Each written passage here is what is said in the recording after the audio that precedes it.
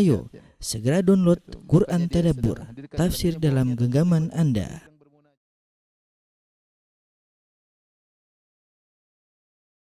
Bismillahirrahmanirrahim. Assalamualaikum warahmatullahi wabarakatuh. Alhamdulillahi ala ihsani wa syukru lahu ala taufiqihi wa amtinani wa asyhadu an la ilaha illallah wahdahu la syarika lahu ta'ziman li sya'ni wa asyhadu anna Muhammadan abduhu wa rasuluhu da'ila ridwani. Allahumma salli alaihi wa ala alihi wa ashabihi wa ikhwani. Ikhwan dan akhwat yang dirahmati Allah Subhanahu wa taala, majelis taklim urologi ngaji, para dokter yang dirahmati Allah Subhanahu wa taala. Kita melanjutkan bahasan kita tentang al-masail al-jahiliyah, yaitu kebiasaan-kebiasaan orang-orang jahiliyah ya. Sebagaimana sudah kita ingatkan di awal pengajian bahwasanya yang dimaksud dengan jahiliyah ini berkaitan dengan kaum musyrikin Arab ya, kemudian juga berkaitan dengan ahlul kitab Yahudi Nasrani, dan juga betapa sering Syekh Abdul Wahab menyebut tentang jahiliyah orang-orang terdahulu, jahiliyah dari umat-umat Nabi terdahulu ya. Yaitu mereka memiliki kebiasaan-kebiasaan yang melanggar syariat, yang melanggar syariat Islam ya. Oleh karenanya Nabi sallallahu alaihi wasallam datang dengan syariat yang menyelisihi kebiasaan-kebiasaan jahiliyah tersebut ya. Baik, kita masuk pada permasalahan atau kebiasaan yang ketujuh, yaitu kebiasaan orang jahiliyah berdalil dengan kekuatan atau kekayaan ya, atau harta yang dimiliki seorang menunjukkan bahwasanya orang tersebut di atas kebenaran ya. Orang tersebut di atas kebenaran. Ya, jadi kalau ada orang berhasil sukses dalam dunia berarti dia benar. Yang tidak sukses dalam dunia berarti salah ya. Ini sering dijadikan dalil oleh orang jahiliyah.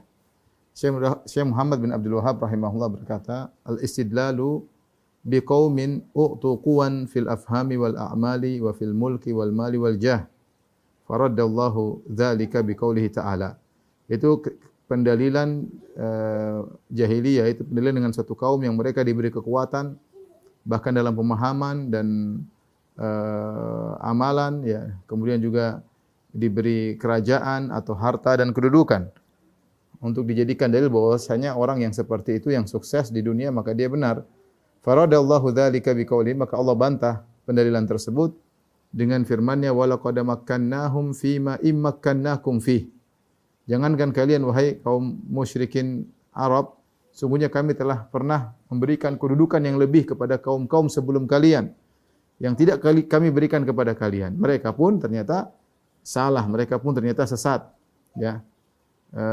Kemudian juga berdalil dengan pemahaman sebagian orang ya, seperti mungkin mereka berdalil dengan pemahaman orang-orang Yahudi ya, bahwasanya orang Yahudi orang pinter, kenapa mereka dikatakan sesat ya? Apakah mereka salah ya? Maka Allah bantah bahwasanya ada di sana orang yang cerdas ya, tapi ternyata menyimpang seperti orang Yahudi ya. Wa kanu min qablu yastaftihuna 'ala alladziina kafaru. Dan orang Yahudi sebelumnya mereka sesumbar ya di hadapan orang-orang kafir bahwasanya akan datang seorang nabi yang kami akan bersama nabi tersebut memerangi kalian. Falamma ja'ahum ma 'arafu kafaru bih. Tatkala datang kepada mereka kebenaran yang mereka ketahui, yaitu Nabi sallallahu alaihi wasallam, kafaru bih, justru mereka kafir kepada Nabi sallallahu alaihi wasallam. Ya, demikian juga firman Allah Subhanahu wa taala, ya'rifunahu kama ya'rifuna abna'ahum. Sungguhnya orang-orang ahlul kitab mereka sudah tahu tentang Nabi sallallahu alaihi wasallam sebagaimana mereka mengetahui anak-anak mereka. Inilah penjelasan dari Syekh Muhammad bin Wahhab rahimahullahu taala ya. Taib, ikhwan dan akhwat yang dirahmati Allah Subhanahu wa taala, inilah di antara pendalilan orang-orang jahiliyah ya, yang mereka berdalil bahwasanya kalau orang-orang sudah sukses di dunia berarti mereka benar ya. Dan kita tahu dalam Islam kesuksesan dunia tidak menunjukkan kebenaran seseorang dalam beragama. Ya, ada orang-orang musyrikin yang sukses, ada orang-orang kafir yang sukses, ada orang-orang pelaku maksiat yang sukses, ada praktisi homoseksual yang sukses, banyak ya. Ada yang ateis juga sukses. Maka kesuksesan seseorang bukan merupakan tolak ukur kebenaran dalam beragama. Makanya dalam banyak ayat dalam Al-Qur'an ya, Allah menyebutkan bagaimana mereka berdalil dengan hal ini, bahwasanya kami sukses, kalian tidak sukses. Maka Kesuksesan kami di dunia ini menunjukkan kami di atas kebenaran. Seperti dalam firman Allah surat Maryam, kata Allah, wa idza tutla alaihim ayatuna bayyinatin qala alladziina kafaru lil ladziina amanu ayyul fariqaini khairun maqaman wa ahsanu nadiya. Jika dibacakan kepada mereka ayat-ayat kami yang sangat jelas, berkatalah orang-orang kafir kepada orang-orang yang beriman, siapa sih di antara kita yang lebih bagus kedudukannya, yang lebih baik tempat perkumpulannya, ya, lebih baik hartanya, ya. Jadi mereka ingin membantah kaum muslimin dengan mengatakan, coba bandingkanlah kami dengan kalian, ya. Ya, ketika Rasulullah SAW di Mekah, ya, orang-orang kafir Quraisy dengan begitu sombongnya, sementara pengikut Nabi, ya, ada orang-orang kaya tapi kebanyakannya orang miskin. Sehingga kalau dibacakan ayat-ayat, ngapain kalian baca ayat-ayat? Siapa yang lebih kaya, kami atau kalian? Kalau kami kaya berarti kami benar, ya. Maka Allah bantah pendalilan mereka dengan kekayaan, kata Allah Subhanahu wa taala, "Wa kam ahlakna qablahum min qarnin hum ahsanu asasa wa ri'ya." Betapa banyak kami telah membinasakan sebelum mereka kurun-kurun, yaitu generasi-generasi yang kami, suatu kaum yang kami binasakan mereka, yang generasi tersebut atau kaum tersebut lebih baik daripada kaum musyrikin Arab. Lebih baik dipandang dan lebih baik hartanya, ya, perabotnya. Tetapi ini semua menunjukkan bahwasanya kekayaan, penampilan bukanlah ukuran kebenaran, ya. Demikian juga dalam ayat yang lain kata Allah, awalam yasiru fil ardi fayanzuru kaifa kana aqibatul ladzina min qablihim wa kanu ashadda minhum quwwah. Tidakkah mereka berjalan di atas muka bumi, lantas mereka melihat bagaimana akibat, ya, orang-orang yang sebelum mereka. Orang-orang sebelum mereka dahulu lebih kuat daripada mereka ini, ya. Tapi mereka binasa juga. Ya, mereka binasa juga, ya. Kemudian juga kata Allah Subhanahu wa taala, "Wa kam ahlakna qablahum min qarnin hum ashaddu minhum batasha." Betapa banyak kaum sebelum mereka yang kami binasakan, yang kaum sebelum mereka dulu lebih kuat daripada mereka ini, ya. Kemudian juga kata Allah Subhanahu wa taala, "Alam yarau kam ahlakna min qablihim min qarnin makkannahum fil ardi ma lam numakkil lakum." Ya. Tidakkah mereka melihat bagaimana kami telah membinasakan sebelum mereka suatu kaum yang kami berikan kekuatan, kedudukan lebih daripada mereka ini, ya. Oleh karenanya, kesuksesan dunia itu bukan ukuran kebenaran suatu keyakinan yang diikuti, ya. Ya. Ya. Itu bukan ukuran kebenaran, ya. Karena sebagian orang hanya terpesona dengan dunia. Sementara kalau dapat dunia berarti dia benar. Kita lihat sekarang aja, ya, orang-orang kafir banyak yang kaya, orang-orang ateis juga banyak yang kaya, ya. Penyembah berhala juga banyak yang kaya, ya. Bukan ukuran, ya. Bukan berarti kalau bukan juga kebenaran harus orang miskin, tidak, ya. Bukan juga kebenaran harus orang miskin, bukan juga kebenaran harus orang kere, enggak. Tetapi maksud saya menjadikan kekayaan, kesuksesan dunia sebagai tolak ukur kebenaran adalah suatu tradisi jahiliyah. Kebiasaan jahiliyah berdalil dengan kekayaan, kesuksesan dunia untuk menunjukkan dia benar, ya. Untuk menunjukkan dia benar. Bahkan saya pernah diskusi dengan salah seorang dari pengikut kelompok sesat, ya. Saya tidak ingin sebutkan, tapi dia berkata, saya sejak di situ saya nyaman, dia merasa kenyamanan duniawi yang dia dapatkan menunjukkan dia benar, ya. Bukan itu ukuran kebenaran yang Allah kehendaki, ya. Ya, kalau kenyamanan duniawi menunjukkan benar, ya banyak orang yang nyaman, dia korupsi juga dia nyaman, dia kerja di ribawi dia juga nyaman, ya, terus berarti benar, ya. Mungkin jadi pelacur juga nyaman, ya. Tidak, kenyamanan dalam urusan duniawi bukan ukuran kebenaran. Bukankah para sahabat dahulu ketika mereka berjuang harus meninggalkan kekayaan, justru mereka terjebak dalam kesulitan hidup. Sampai banyak di antara mereka yang harus tinggal di Suffah. Suffah itu suatu tambahan tempat di belakang Masjid Nabawi, ya. Ditambah mungkin terpal atau apa, kemudian mereka tinggal di situ, ya. Sehingga karena tidak ada tempat untuk tidur, tidak ada tempat untuk bernaung, ya, karena tidak punya apa-apa. Ya. Jadi tidak benar bahwasanya kesuksesan dunia merupakan ukuran kebenaran. Bahkan dalam banyak ayat Allah menyebutkan, Allah membiarkan orang-orang yang sesat, orang kaya, orang kafir justru semakin kaya, semakin berhasil, tapi Allah akan binasakan mereka, ya. Seperti firman Allah Subhanahu wa taala, "Falamma nasu ma dzukiru bihi fatahna 'alaihim abwaaba kulli syai'." Tatkala mereka meninggalkan apa yang mereka diingatkan, ya, mereka melupakan apa yang mereka diingatkan tentang ayat-ayat Allah, Mereka semakin parah. Fatahna alaihim abwaaba kulli syai. Kami bukakan bagi mereka segala pintu-pintu kebaikan, rizki dan yang lainnya.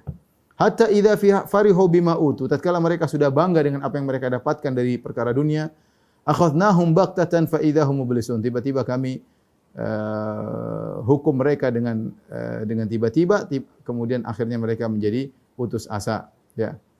Kemudian juga firman Allah Subhanahu wa taala yang istilah kita disebut dengan istidraj. Allah ulur, Allah biarkan, ya,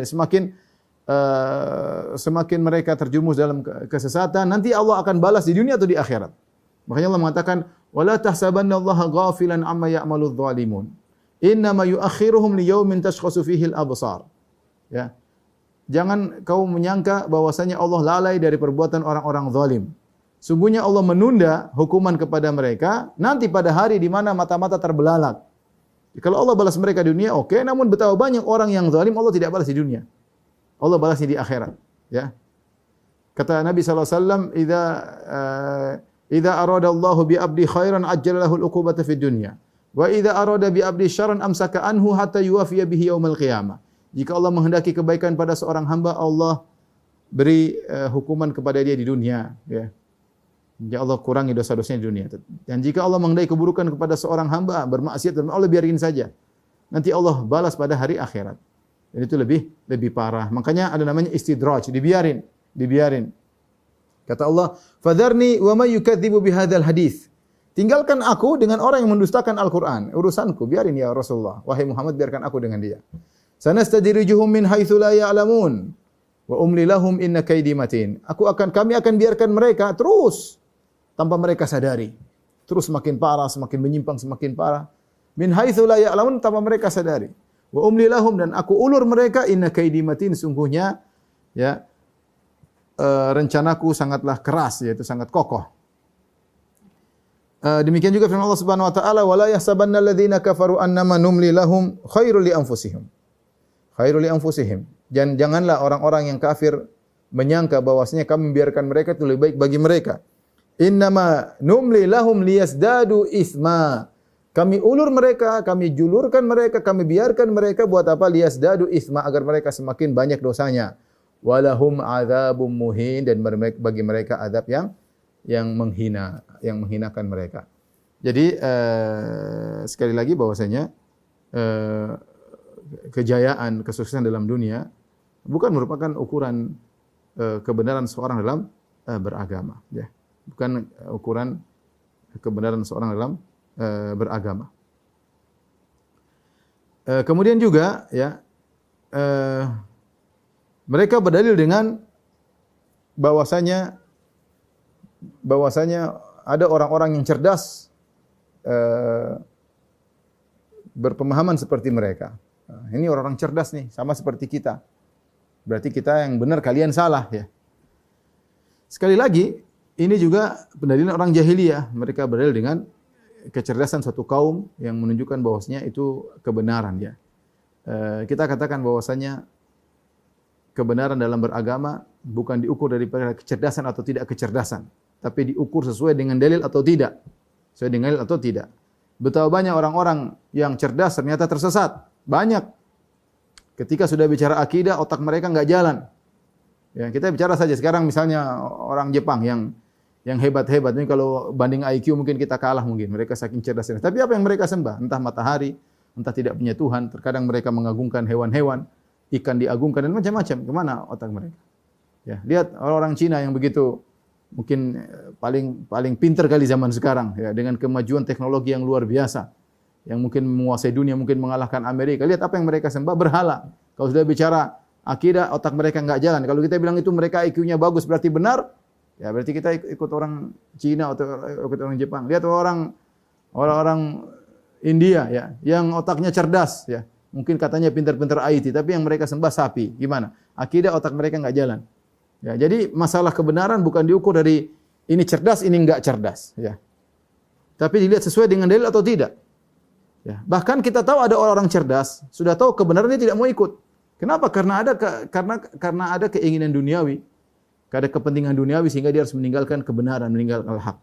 Makanya Syekh Abdul Wahab rahimahullahu taala membawakan dalil tentang orang-orang Yahudi. Orang Yahudi mereka cerdas, ya. wa anni faddaltukum 'alal alamin. Dalam Al-Qur'an Allah sebutkan bahwasanya Allah memuliakan Yahudi di atas bangsa-bangsa yang lain di zamannya. Orang Yahudi adalah bangsa terbaik di zamannya. Sampai datang bangsa Arab kemudian mengungguli mereka, ya. Ada Nabi Muhammad SAW. Tapi sebelum itu Yahudi adalah bangsa yang terbaik. Oleh karenanya para nabi diutus mereka dan mereka cerdas. Sampai sekarang mereka cerdas. Tapi apakah kecerdasan yang mereka miliki menjamin mereka di atas kebenaran? Jawabannya tidak. Ya. Mungkin mereka tahu kebenaran tapi mereka tinggalkan, ya. Hidayah di tangan Allah Subhanahu wa taala. Makanya Allah sebutkan ayat tentang orang Yahudi. Kata Allah Subhanahu wa taala, "Wa kanu min qablu yastaftihuna 'ala alladziina kafaru." Mereka orang Yahudi dahulu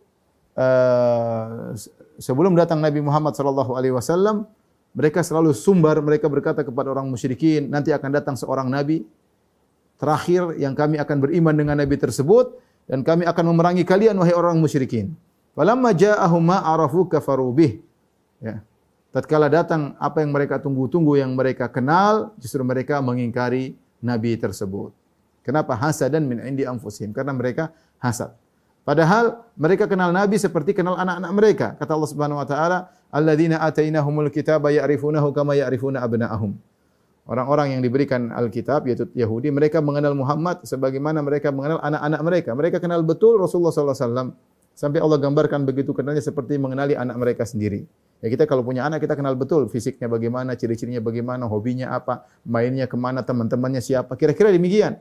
Mereka tahu Muhammad cirinya bagaimana.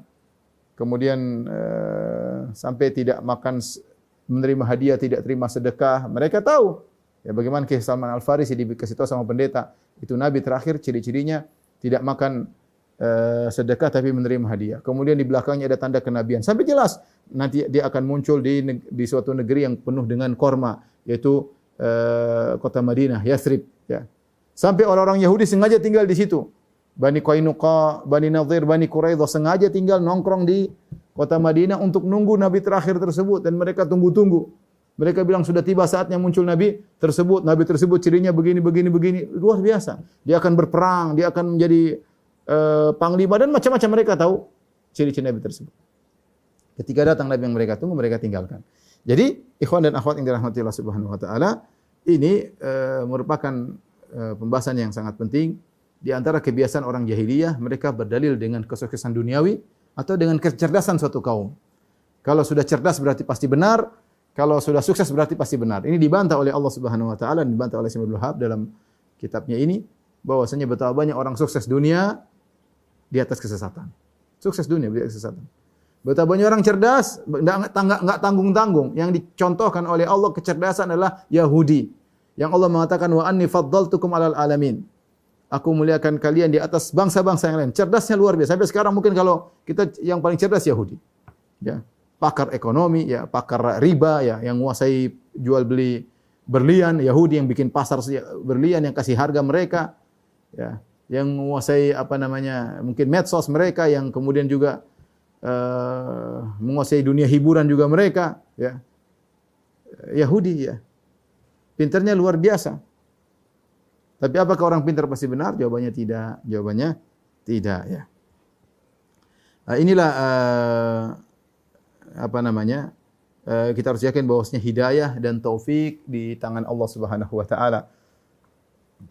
Makanya kita sering berdoa, ya muqallibal qulub tsabbit qalbi ala dinik.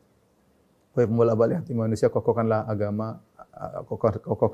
hatiku di atas agamamu, ya.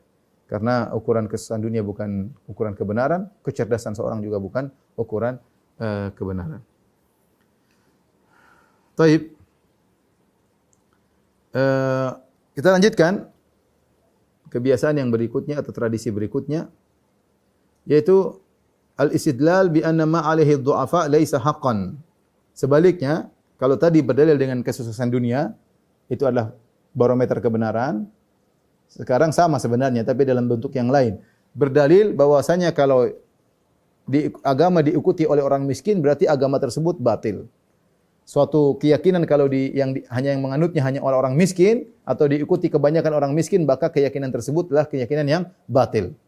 Ini juga adalah tradisi jahiliyah, berdalil tentang kebatilan sesuatu dengan tidak suksesnya urusan dunia. Sama seperti yang pertama. Kalau pertama menjadikan barometer kebenaran dengan kesuksesan dunia, sekarang kebalikan, menjadikan barometer ukuran kesalahan dengan tidak sukses dalam urusan dunia. Syekh Muhammad bin Abdul Wahhab rahimahullah berkata, al-istidlal ala butlani syai' bi annahu lam yattabi'hu illa dhu'afa. Berdalil untuk menunjukkan kebatilan sesuatu dengan dalih bahwasanya tidak ada yang mengikuti sesuatu tersebut kecuali orang-orang yang lemah.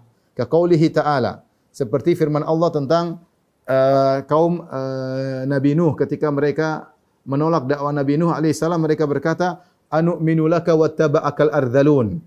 Ya, apakah kami beriman kepada engkau wahai Nuh sementara pengikutmu hanyalah orang-orang rendah, orang-orang bawahan. Demikian juga firman Allah Subhanahu wa taala, ahaula'i manallahu alaihim min bainina. Orang-orang kafir Quraisy ketika melihat pengikut Nabi banyak orang-orang miskin, mereka berkata, apakah Allah beri anugerah hidayah kepada mereka, kita tidak? Ya. Apakah mereka dimuliakan oleh Allah sementara kita tidak? Kita yang kaya, kita ini orang-orang mulia, mereka orang miskin. Jadi mereka menjadikan barometer kesalahan dengan kelemahan, kemiskinan. Faradallahu biqaulihi ta'ala, maka Allah bantah perkataan orang musyrikin Arab tersebut dengan berkata, alaihissallahu bi'alama bisyakirin. Alaihissallahu bi'alama bisyakirin. Allah lebih tahu mana yang lebih bersyukur, yang berhak untuk mendapatkan karunia hidayah dari Allah Subhanahu wa taala. Ikhwan dan akhwat yang dirahmati Allah Subhanahu wa taala, sudah saya sebutkan bahwasanya barometer kebenaran bukan kesuksesan dunia, bukan juga barometer kebenaran adalah susahnya kehidupan dunia. Ya. Bukan juga barometer kesalahan dengan sukses dunia dan barometer kebenaran dengan sukses dunia. Jadi tidak ada sukses dalam kehidupan dunia ataupun tidak sukses, itu bukan barometer kebenaran atau barometer kesalahan. Ya. Tetapi barometer kebenaran adalah mengikuti dalil, barometer kesalahan adalah menyelisih dalil. Sementara di antara tradisi orang jahiliyah, mereka menolak dakwah karena menganggap pengikutnya orang-orang rendahan. Dan ini sudah ada sejak Nabi Rasul yang pertama. Rasul pertama adalah Nabi Nuh alaihissalam. Sebagaimana Nabi sebutkan dalam hadis syafaat pada hari kiamat, Nabi berkata, fayatuna Nuhan. Mereka pun datang kepada Nabi Nuh. Fayaqulun, mereka berkata, anta awwalur rusuli ila ahlil ardi.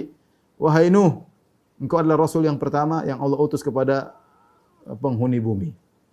Ya.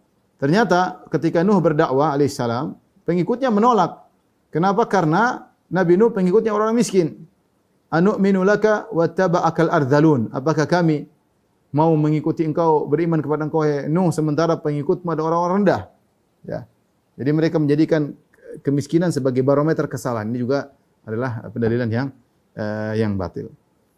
Karenanya kenyataannya banyak pengikut para nabi adalah orang-orang rendahan. Bukan berarti semua rendahan, tidak. Seperti contohnya Nabi Muhammad SAW, pengikutnya banyak yang miskin.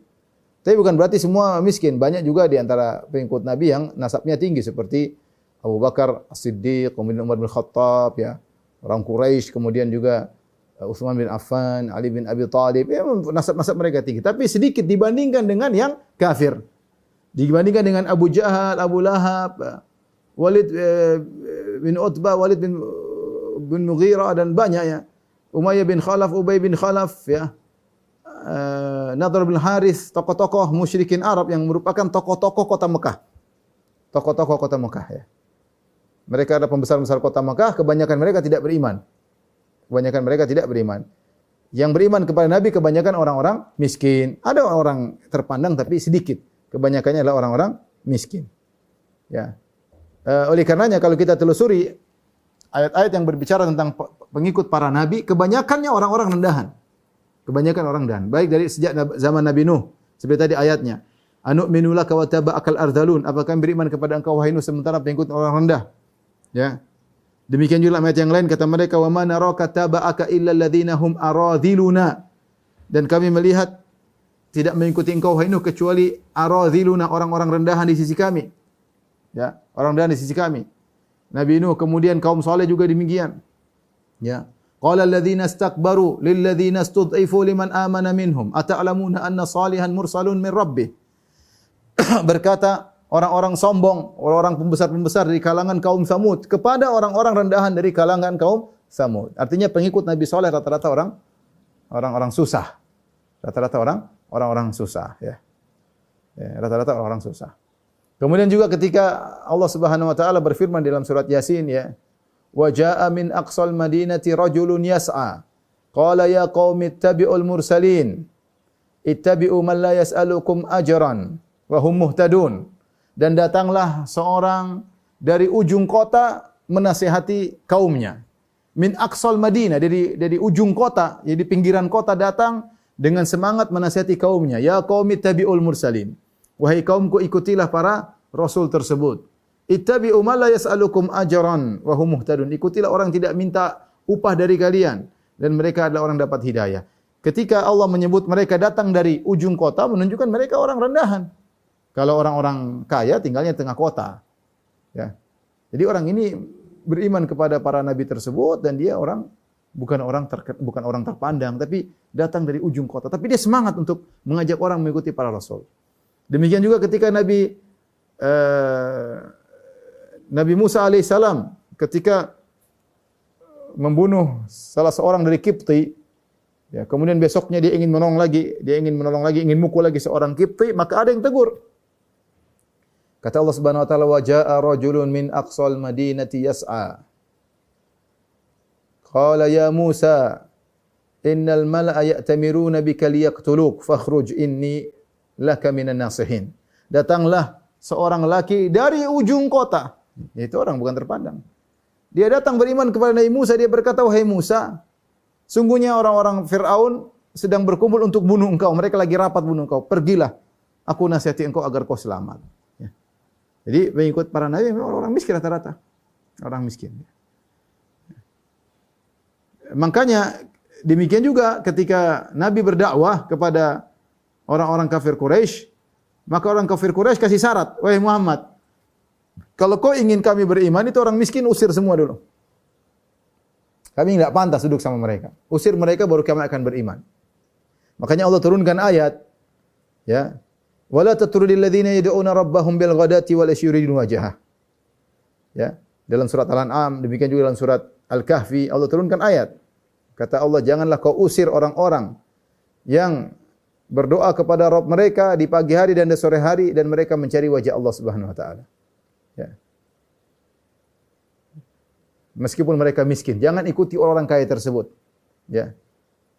Wasbir nafsaka ma'al ladzina yad'una rabbahum bil ghadati wal yuridu wajha wa la ta'du aynaka anhum turidu zinatal hayatad dunya, dalam surat Al-Kahfi. Kalau tadi surat Al-An'am yang saya baca selanjutnya adalah surat Al-Kahfi.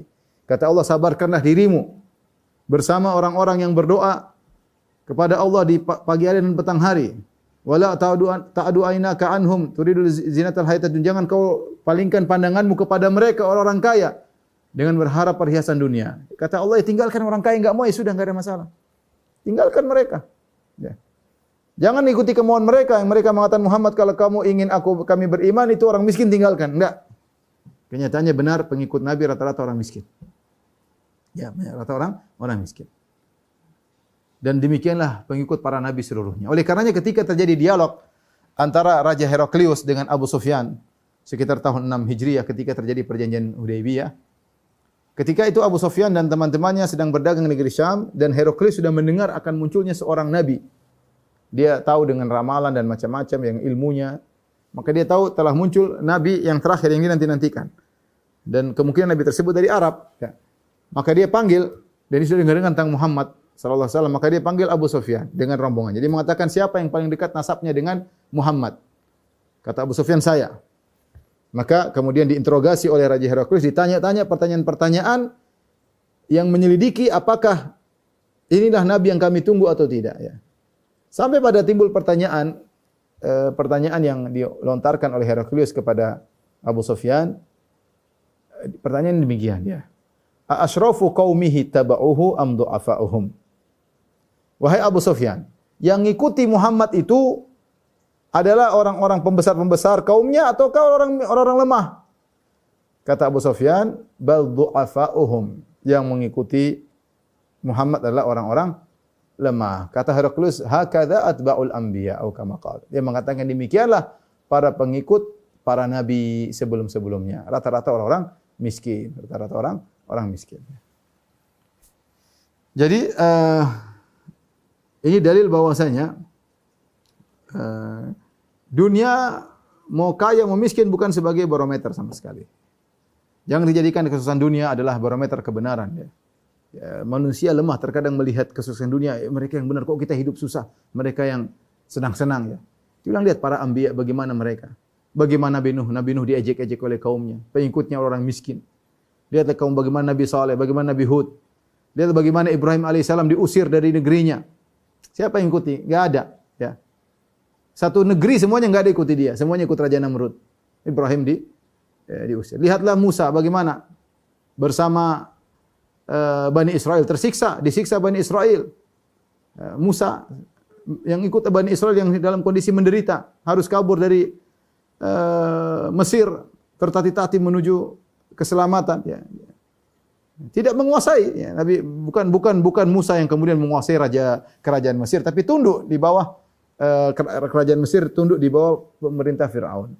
Lihatlah Nabi Isa alaihissalam. Nabi Isa alaihissalam, apakah kemudian dia berhasil sukses secara dunia? Jawabannya tidak. Nabi Isa dikejar-kejar oleh orang-orang Romawi. Orang Yahudi kerjasama dengan orang-orang Romawi untuk menangkap Nabi Isa. Bahkan mereka menyangka telah menangkap Nabi Isa. Bahkan mereka menganggap telah menyalib Nabi Isa. Mereka menganggap telah membunuh Nabi Isa. Yang Allah bantah, kata Allah, "Ma qatalu wa ma salabu walakin syubbiha lahum." Mereka tidak pernah membunuh Nabi Isa. Mereka tidak pernah menyalib Nabi Isa. Tapi ada seorang diserupakan dengan Nabi Isa. Barrafa'ahullahu ilaih. Allah selamatkan Nabi Isa. Ya. Jadi, kesuksesan bukan berarti ukuran kebenaran. Mungkin sekarang terpedaya kita bagaimana orang-orang kafir sekarang kaya raya menguasai dunia dan yang lainnya. Ya. Kita bilang bukan ukuran kebenaran. Makanya ketika Umar bin Khattab radhiyallahu ta'ala anhu kemudian melihat Nabi SAW tidur di tikar, kemudian sementara bekas-bekas tikar di lambung Nabi SAW, kemudian Umar berkata, "Ya Rasulullah, haula'i Faris, Furs, Rum, orang Persia, Romawi, mereka diberikan dunia. Ya. Sementara Anda tidak ya. Ya Rasulullah." Maka Rasulullah SAW mengatakan, "Afi syakkin anta ya ibn al-Khattab." Kau ragu wahai Umar. Kau ragu wahai Umar. Ya. Mereka adalah kaum ujjilat lahum thayyibatuhum fil hayatid dunya. Mereka adalah kaum yang disegerakan dunia untuk mereka. Baik kaum muslim adalah akhirat. Jadi sekali lagi apa yang kita bahas ini bukan mendorong orang kaum muslimin untuk menjadi orang miskin, enggak ya. Sama sekali tidak ya. Dunia itu diperlukan. Dunia diperlukan. Kita mau macam-macam perlu dunia. Kita mau haji perlu dunia, kita mau berinfak perlu dunia, kita mau bikin senjata untuk berjihad perlu dunia. Ya, kita untuk mengobati kaum muslimin butuh dunia. Dunia diperlukan. Tapi bukan berarti saya ingatkan ya, kondisi mungkin kaum muslimin lemah, orang-orang kafir sukses dan jaya ya. Ya, bukan berarti mereka di atas kebenaran ya. Kita yang harus perbaiki diri ya. Kita harus berusaha menuju kepada kebaikan. Tujuan kita akhirat, orientasi kita adalah akhirat. Dunia kalau ada alhamdulillah kita manfaatkan untuk kebaikan. Tapi ukuran kebenaran bukan kesuksesan dunia. Kalau ukuran kebenaran kesuksesan dunia, maka orang-orang kafirlah mereka yang sukses. Justru banyak di antara mereka kafir, ateis, ya, mungkin praktisi penggeliat homoseksual dan yang lainnya, tapi Allah kasih istidraj. Allah berikan mereka kenikmatan yang nanti Allah akan balas pada hari akhirat kelak. Ya, taib, kita lanjutkan. Yang berikutnya, kebiasaan tradisi jahiliyah, iktida'uhum bifasaqatil ulama wa juhalil ubbad. Yaitu mereka meneladani ulama-ulama yang fasik dan ahli ibadah yang bodoh. Ya, ulama yang fasik dan ahli ibadah yang bodoh. Al-mas'alatu tasi'ah, kebiasaan tradisi mereka nomor 9. Kata Syekh Muhammad bin Wahab rahimahullahu taala, iktida'uhum bifasaqatil ulama wa juhalil ubbad. Mereka mengikuti ulama-ulama yang fasik dan mengikuti meneladani ahli ibadah yang bodoh. Fa'ata biqaulihi, ya. Maka Nabi sallallahu alaihi wasallam membawakan firman Allah untuk membantah mereka, ya. Ya ayyuhalladzina amanu inna katsiran minal ahbari war ruhbani la ya'kuluna amwal nasi bil batil wa yasudduna an sabilillah. Wahai orang beriman, sungguhnya banyak dari ahbar war ruhban, yaitu ahbar itu ulamanya Bani Israel. Ulamanya ahlul kitab. Adapun ruhban, ahli ibadahnya ahlul kitab. Mereka ini ahli ibadahnya ahlul kitab. Kemudian ulamanya ahlul kitab. La ya'kuluna amwalan nasi bil batil. Kerjaan mereka sungguh-sungguh mereka memakan harta umat mereka dengan kebatilan. Ya, suruh datang, suruh sedekah, suruh ini yang makan mereka sendiri. Tidak disalurkan, mereka makan sendiri, itu sedekah. Ya. Untuk memperkaya diri mereka, untuk beli ini, beli macam-macam.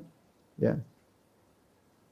Padahal umat datang untuk kasih sedekah buat umatnya, malah diambil untuk kepentingan pribadi. Inna katsiran minal ahbari war ruhbani la ya'kuluna amwalan nasi bil batil. Sungguhnya banyak daripada ahbar yaitu ulama Bani Israel, ulama Ahlul Kitab, dan banyak dari ruhban yaitu para ahli ibadah Bani Israel, para ahli ibadah Ahlul Kitab, la ya'kuluna amwalan nasi bil batil. Mereka makan harta masyarakat dengan kebatilan. Wa yasudduna an sabilillah, dan mereka menghalangi manusia dari jalan Allah Subhanahu wa taala. Ya. Kemudian juga wa qaulihi, dan juga firman Allah Subhanahu wa taala, la taghlu fi dinikum ghairal haqq. Wahai ahlul kitab, janganlah kalian berlebih-lebihan dalam agama kalian tanpa kebenaran. Wala tattabi ahwa'a qaumin qad dhallu min qablu wa adallu katsiran wa dhallu an sawa'is sabil. Dan jangan kalian mengikuti hawa nafsu suatu kaum yang mereka telah tersesat sebelumnya, dan mereka menyesatkan banyak orang, dan mereka telah sesat dari jalan yang lurus.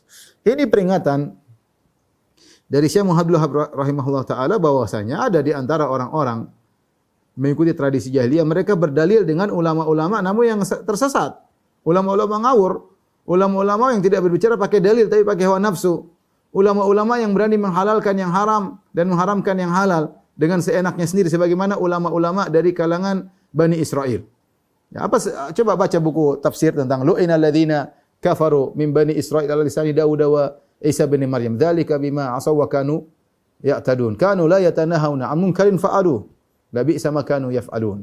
Kata Allah telah dilaknat, ya, orang-orang kafir dari kalangan Bani Israel melalui lisannya Daud dan lisannya Isa bin Maryam. Kenapa? Karena mereka melakukan pelanggaran dan bermaksiat. Mereka dahulu tidak saling menegur di antara mereka. Sungguh buruk apa yang mereka lakukan. Disebutkan dalam buku tafsir, dulu para ruhban atau para rahib, ulamanya Bani Israel, ulama Yahudi atau ulama Nasara, ketika ada pembesar-pembesar mereka melakukan kemaksiatan, pejabat-pejabat mereka melakukan kemaksiatan, ditanya dia enggak bisa bilang haram, dia takut bilang haram.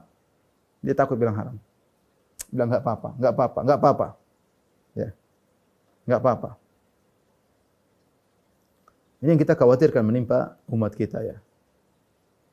Sebagian orang memiliki gelar, mungkin doktor dalam bidang agama, ya, mungkin profesor, ya.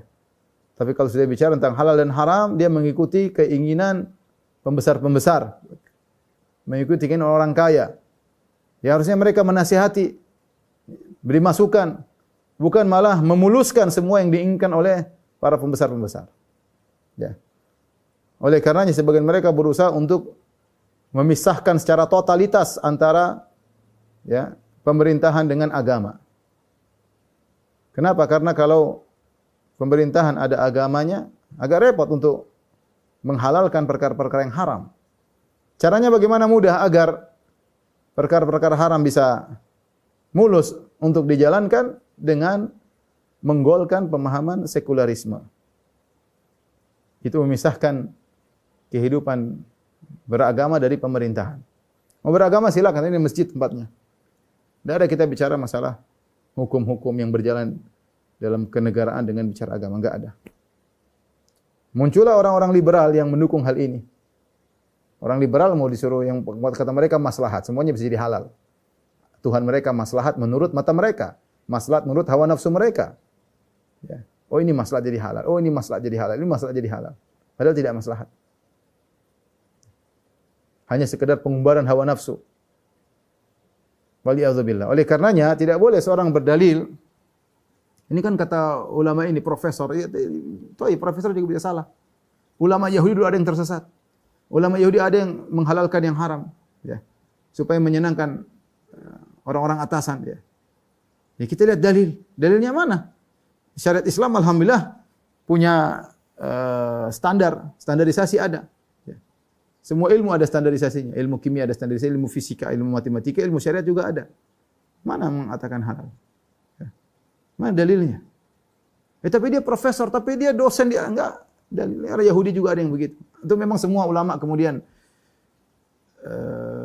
benar, ya. Semuanya takut kepada Allah, belum tentu. Belum tentu. Maka yang menjadi dalil bukanlah perkataan A dan B, ya. Karena saya katakan tidak semua ulama benar, ya. Alhamdulillah masih banyak ulama kita yang benar, tapi ada ulama-ulama yang tersesatkan, yang ingin mencari dunia, ya, sebagaimana ulama Yahudi dan Nasara. La ya'kuluna amwalan nasi bil batil. Mereka memakan harta masyarakat dengan kebatilan. Wa yasudduna an sabilillah. Mereka menghalangi manusia dari jalan Allah Subhanahu wa taala. Ya, sehingga mereka banyak menghalalkan yang haram demi kepentingan suatu kelompok, demi suatu kepentingan suatu misalnya pembesar-pembesar atau atasan-atasan. Waliyadzubillah. Jadi dalilnya adalah bicara agama tentang kebenaran adalah Al-Qur'an dan sunnah. Bukan dengan perkataan fulan, ya. Tidak, ya. Oleh karenanya kita sebagai orang awam, kalau ada orang awam, ketika dia bertanya tentang sesuatu, dia tanya kepada ulama yang dia yakini akan keilmuannya, ketakwaannya. Bukan dia cari fatwa yang kira-kira menyenangkan hatinya. Karena fatwa beredar banyak. Satu bilang halal, satu bilang haram, satu bilang halal. Ya. Mau Pak Wajir fatwa banyak fatwa yang fatwanya pakai jilbab enggak halal, enggak buka jilbab enggak apa-apa juga banyak. Jilbab tidak wajib juga banyak, ya. Banyak fatwa. Bunga riba di bank juga banyak yang bolehkan, kerja di bank konvensional juga banyak yang bolehkan, banyak. Kalau kamu cari fatwa ada saja, ya. Fatwa ada saja, ya. Mau ini praktik-praktik riba jadi halal juga banyak, ya. Mau joget-joget ada dalilnya, ada saja. Ulama juga ikut joget kadang, ya. Dalilnya ada kalau mencari ulama, ketahuan nafsu kita banyak. Ya. Mau K-popnya Korean pop juga ada yang ya oke-oke saja, ulama, profesor atau apa. Oke-oke saja. Nah, tinggal kita ini ikut hawa nafsu atau tidak dalam menjalankan agama. Karena sebagian orang di antara tradisi jahiliyah mereka berdalil dengan perkataan ulama-ulama yang menyimpang, yang fasik. Ahli ibadah yang jahil, Nanti ada satu lagi bicara bukan orang agama, bicara tentang pakai agama dari sisi seni. Gimana pakai seni? Agama pakai seni jadi senewen, ya. Ngomong sini pakai perasaan, bukan pakai Al-Qur'an dan Sunnah, pakai perasaan. Lah masa iya Islam seperti itu? Lah masa iya akhi dalil Al-Qur'an dan Sunnah. Dan Islam adalah agama yang paling rahmat, cuma kita salah paham. Ya. Antum salah paham. Jadi seorang bertakwa kepada Allah Subhanahu wa taala jangan mengikuti tradisi jahiliyah berdalil dengan kalau ulama bilang gini padahal belum tentu benar dalilnya, ya. Tapi di antara kebiasaan atau tradisi jahiliyah ramyuhum ahlad din biqillati fahmihim wa adami hadzihim. Mereka menuduh orang-orang yang tadayun, yang agamis dengan kurang paham. Kalian itu karena kurang paham, terbelakang, primitif. Itu orang sunnah itu primitif. Bukan begitu agama. Orang liberal biasanya gitu, ngejek, ya. Tapi mereka ngejek Imam Syafi'i. Apa itu Imam Syafi'i? Mereka ngejek. Apa itu manhaj salaf membawa agama 1400 tahun yang lalu ditaruh di zaman sekarang tahun 2021. Ya enggak relevan lah. Enggak tahu bahwasanya syariat ini bisa dirubah-rubah sesuai dengan maslahat. Mereka ngomong seenaknya. Mereka mencaci maki Imam Syafi'i dalam kitab mereka fikih lintas agama. Mereka mencaci maki Imam Syafi'i. Apa itu Imam Syafi'i? Bikin kaidah-kaidah yang subhanallah. Ya. Apalagi kalau kita bicara manhaj salaf, mereka lebih ngejek lagi. Mau tradisi Baduy mau dibawa ke Indonesia tahun 2021. Jadi mereka ngejek itu orang-orang yang pakai mungkin cingkrangan, pakai enggak ngerti agama bukan begitu. Jadi enggak bodoh orang yang beragama. Itu sudah kebiasaan orang jahiliyah dahulu. Dia pikir bahwasanya para ulama yang bahas tentang masalah hukum-hukum ini para ulama tidak punya ilmu. Mereka punya ilmu. Mereka menguasai usul fikih, mereka menguasai ilmu bahasa, mereka menguasai ilmu usul tafsir, mereka ahli hadis, mereka ahli fikul waqi', mereka ahli segalanya. Mereka bikin hukum dengan ketakwaan. Taib, ini kebiasaan orang jahiliyah dahulu. Istidlal ala butlanid din bi qillati afhami ahlihi wa adami hadzihim ka qaulihim. Pendalilan untuk menyatakan kebatilan sesuatu dengan dalil bahwasanya orang tersebut kurang pemahamannya. Ini seperti perkataan kaum Nabi Nuh kepada pengikut Nabi Nuh. Wa ma naraka taba'aka ila alladziina hum aradhiluna badiyar ra'yi. Ya. Kata mereka, kami melihat tidak ikut engkau wahai Nuh kecuali orang-orang rendahan di antara kami, badiyar ra'yi, itu cepat membenarkan, tidak mikir-mikir dulu. Beda dengan kita mikir dulu, kita timbang-timbang dulu. Adapun pengikut engkau wahai Nuh itu baru dengar langsung ikut ya. Latah, ngikut-ngikut aja. Nah, orang sunnah seperti itu. Tapi manhaj salaf latah, enggak ngerti mereka. Kita ini sudah belajar filsafat Yunani, kita sudah belajar orientalis. Wah, kita ini apalagi orang liberal-liberal itu merasa pinter-pinter ya. Luar biasa. Berarti buku isinya bohong-bohong mereka. Ya, saya sering bilang orang-orang liberal itu pembohong. Karena disertasi saya bahas buku mereka dan mereka pembohong. So ilmiah, so akademisi ternyata pembohong.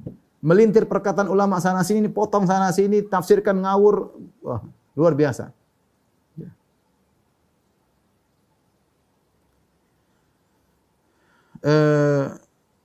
Itulah di antara sikap mereka merendahkan orang-orang yang berada di atas agama dengan mengatakan jumud, kemudian tidak ngerti kias, tidak ngerti maslahah mursalah, kemudian tidak mengerti misalnya maqasidu syariat. Siapa bilang? Ini ulama yang bahas, mereka ngerti semua. Ente yang tidak ngerti baru belajar. Ya. Kemudian orang-orang yang berusaha memegang teguh dengan agama dianggap orang rendahan, orang tidak ngerti. Tapi tidak biasa, itu dari dulu sudah ada orang seperti itu merasa sok pinter, ya, ingin kita ikut dengan kerusakan dunia yang ada, ya. Nyanyi oke, joget-joget oke, makan riba oke. Kadang-kadang saya lihat fatwa-fatwa yang beredar di internet, auzubillah, ya. Semuanya oke, boleh, ya. Taib. Selanjutnya, ya, di antara tradisi mereka yang merupakan tradisi jahiliyah adalah berdalil dengan kias yang al-fasid, dengan kias yang rusak, kias yang tidak tepat, dan mengingkari ingkar al-qiyasus sahih, mengingkari kias yang sahih. Wal jami' li hadza wa ma qablahu, yang menjadikan mereka terjerumus dalam ini, berdalil dengan kias yang rusak, mengingkari kias yang benar, adalah ada mufahmil jami' wal farik, tidak bisa memahami mana yang titik perbedaan dan titik persamaan. Itu yang membuat akhirnya mereka tidak paham tentang kias, sehingga mereka akhirnya mengkiaskan dengan tidak tepat, ya. Yang pertama kali kias yang salah contohnya adalah iblis. Yang pertama kali melakukan kias dengan kias yang batil adalah iblis. Ketika Allah Subhanahu wa taala mengatakan ma mana'aka an tasjuda lima khalaqtu biyadayya, wahai iblis, apa yang mencegahmu untuk sujud kepada Adam yang aku ciptakan dengan kedua tanganku? Qala ana khairun minhu, kata iblis, aku lebih baik daripada dia. Kok mana? Itu hukum diambil. Apa dalilnya? Dalilnya dengan kias. Mengkiaskan unsur penciptaan satu dengan yang lainnya. Khalaqtani min narin wa khalaqtahu min tin. Aku lebih baik daripada Adam. Kenapa? Aku diciptakan dari api dan Adam engkau ciptakan dari tanah, ya Allah. Dan kalau dibandingkan, tanah lebih baik daripada api. Ini sisi pengkiasan. Ya, mengkiaskan iblis lebih baik daripada Adam ditinjau dari asal pembuatan mereka. Karena iblis tercipta dari api, Adam dari tanah, maka iblis lebih baik daripada Adam. Dan ini kias yang batil, ya. Kias yang batil. Sisi pertama bahwasanya pernyataan iblis bahwasanya api lebih baik daripada tanah dibantah oleh para ulama. Tanah lebih baik daripada api. Tanah lebih kokoh, tanah banyak manfaatnya, tumbuh-tumbuhan, hewan, bikin rumah semuanya di tanah. Api ya ada manfaatnya tapi banyak kerusakannya, bisa bakar sana, merusak sini, tidak stabil, mudah bergerak, mudah membakar, tidak bisa dikendalikan dan yang lainnya, ya. Sehingga mengatakan api lebih daripada tanah itu tidak benar. Yang kedua, taruhlah benar wahai iblis bahwasanya engkau lebih baik daripada Adam. Benar. Tapi ingat, yang perintahkan kau adalah Tuhan. Tuhan yang suruh kamu sujud kepada Adam. Maka tidak boleh ada dalil lagi, kias-kias untuk menolak dalil. Kias yang seperti namanya fasidul i'tibar. Kias namanya fasidul i'tibar, yaitu kias yang disangka benar ternyata bertabrakan dengan dalil yang sahih. Ketika dalil sahih maka kias dibuang, tidak boleh dijalankan. Kias itu dalam Islam ada, tetapi dia dalam kondisi darurat. Islam dibangun di atas ijma', kemudian Al-Quran dan Sunnah. Kias kapan diperlukan? Ketika tidak ada dalil baru kita bicara kias. Yang diperlukan hukum Islam keempat dari setelah ijma', Al-Quran dan Sunnah adalah kias. Tapi kalau ada dalil, kias dibuang. Kalau tetap kita menggunakan kias namanya fasidul i'tibar, kias yang rusak, yang tidak dianggap sebagai iblis. Iblis berusaha menganalogikan dirinya dengan asal penciptaannya, sementara sudah ada nas di depan dia sujud pada Adam. Sudah enggak? Mau seandainya kau lebih baik daripada Adam pun kau harus tunduk, apalagi kau tidak lebih baik. Inilah yang digunakan orang jahiliyah dahulu, mereka berdalil dengan kias yang salah. Apa kias yang salah? Mereka mengatakan begini, kami tidak mau beriman kepada engkau wahai Muhammad. Kenapa? Kita sama-sama manusia. Ya. Mereka berkata, in antum illa basyarum mithluna. Wahai para rasul, kalian itu sama seperti kami, sama-sama manusia. Ngapain kami beriman kepada kalian? Ya. Mereka berusaha menolak beriman kepada para nabi karena sama-sama manusia, ya. Kemudian contohnya mereka berkata, ya, mereka ingin agar yang jadi ma hadza illa basyarum mithlukum, ya. Nuh ini sama dengan kalian, sama-sama manusia. Yuridu ayatafaddala alaikum. Dia hanya ingin jadi nabi biar jadi unggul agar kita ngikut dia. Kemudian mereka minta agar yang rasul yang diutus oleh Tuhan adalah malaikat. Walau sya'allahu la anzala malaikah. Kalau Allah mau, Allah akan turunkan malaikat jadi rasul. Kenapa kau manusia jadi rasul? Dan ini adalah pendalilan yang kias yang salah, ya. Justru sebenarnya kias yang benar, rasul harus sejenis. Jangan rasul dari malaikat. Tapi orang-orang kafir Quraisy mereka malah mengejek rasul dari manusia. Seperti mereka mengatakan, wa qalu ma li hadzal rasul ya'kulu at-ta'ama wa yamshi fil aswaq. Laula unzila alaihi malakun fayakuna ma'ahu nadhira. Kata mereka, ini rasul macam apa ini? Ya. Kok jalan di pasar makan makanan? Rasul enggak boleh begini. Harusnya ada malaikat sama dia. Dan Allah berfirman, dan itu yang dikatakan kepada para rasul seluruhnya, wa ma arsalna qablaka minal mursalina illa innahum la ya'kuluna at-ta'ama wa yamshuna fil aswaq. Tidaklah kami utus wahai Muhammad para rasul sebelum engkau kecuali mereka semua makan makanan dan mereka berjalan di pasar. Justru analogi yang tepat, kalau kamu manusia, diutuslah rasul dari golongan kamu juga. Agar bisa diteladani, agar bisa diikuti, agar bisa hidup bersama kalian. Kalian bisa mencontohi. Nah, kalau dari malaikat gimana caranya? Mau hidup sama kalian enggak cocok. Ya. Harus menjelma dulu jadi manusia dan lain kebutuhan. Malaikat tidak makan, kalian makan. Malaikat tidak menikah, kalian menikah. Malaikat tidak beranak pinak, kalian tidak beranak pinak. Malaikat ibadahnya enggak pernah capek, kalian capek. Maka butuh seharusnya logika yang tepat, butuh seorang rasul yang dari kalangan kalian, ya. Laqad ja'akum rasulun min anfusikum. Telah datang seorang rasul dari jenis kalian. Dengan dari jenis kita bisa mencontohi. Harusnya demikian. Tapi mereka salah beranalogi.